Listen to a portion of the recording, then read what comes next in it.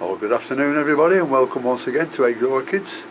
Now today I thought we'd just have a look at a few Phragmipediums.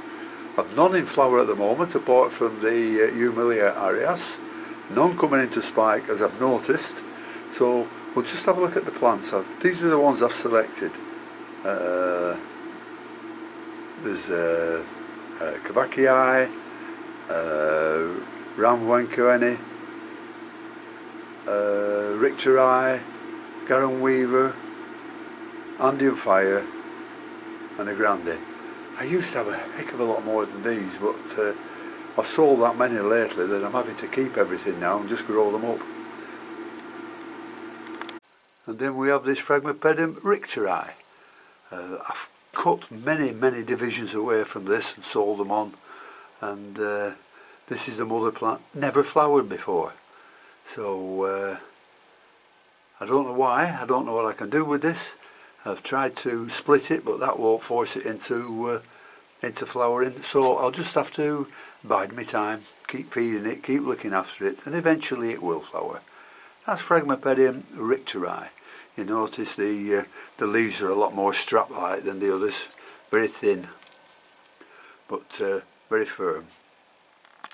The first one we'll look at is this Phragmipedium Kibaki, a nice species from the Peruvian Amazon. First discovered in I think 2003, growing very nicely. Some beautiful flowers when they do flower. You can see the new growth coming up. It's a 5 growth plant this, and doing very nicely. Require the same conditions of all the other Kibaki I get, but they like a little bit of morning sun, and I don't give the others any morning sun at all.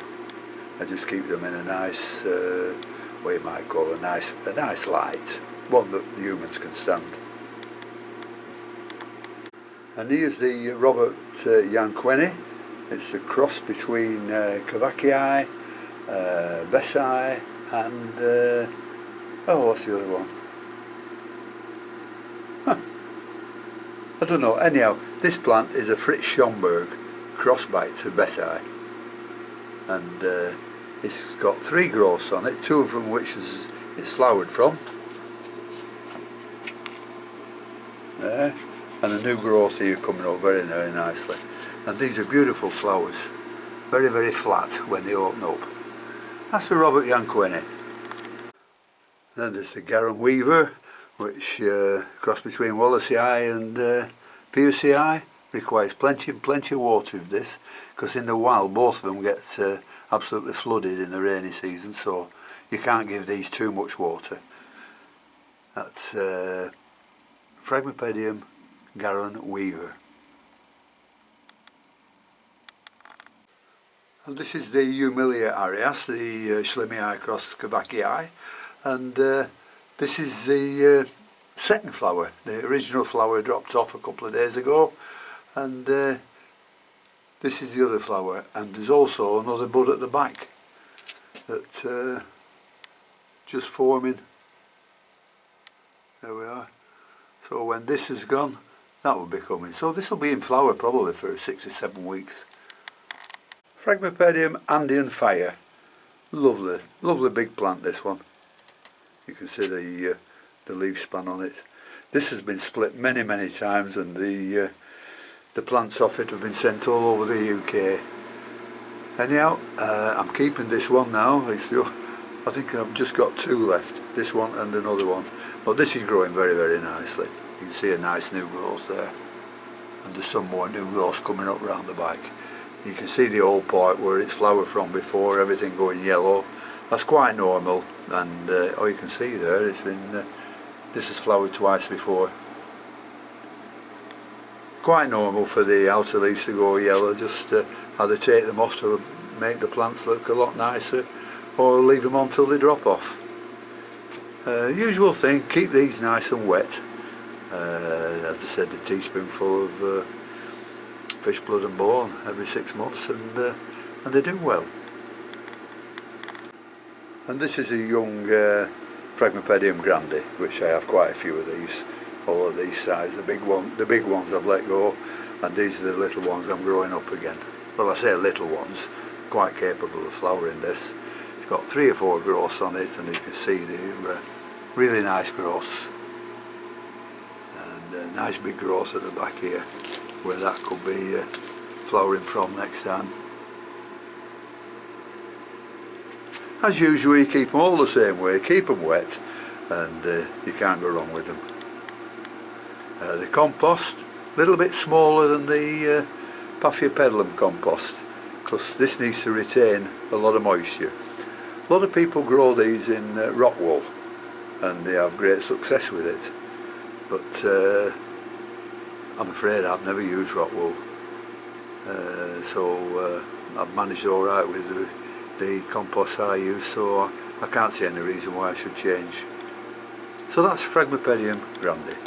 This is another Humilia Aureus, which is the cross between Kibaki and Schlimii, just coming into bud again. So growing very nicely. 3 growths on this one, so it's going to make a nice plant in future. Here's a Phragmipedium Vorenus, cross between Sargentianum and Kibaki, and this has got some very nice growths on it. Another plant I've split quite a number of times, and this is a division of it, but doing very nicely. Nice big plant too. This is a Phragmipedium Fritz Schomburg, growing very, very nicely. Flowered from there before, but we've got 2 beautiful new growths on it now here. Absolutely beautiful new growths. So they should be flowering next year sometime. I'm looking forward to this one flowering. I hope it comes up with a spike on each of those. I think it might do, so that'll be worth having a good look at. Phragmipedium Fritz Schomburg. Well, we've got another host of Phragmipediums, just growing them on. Small ones, medium ones, and most of these are mediums, but quite capable of throwing a spike up. Some more down here at the back. Some big ones there. Whoops. That's the Cymbidium I brought inside. And we've got some more down here, Phragmipediums.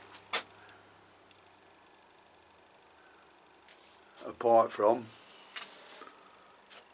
all these Phragmipediums here, of which I haven't shown you.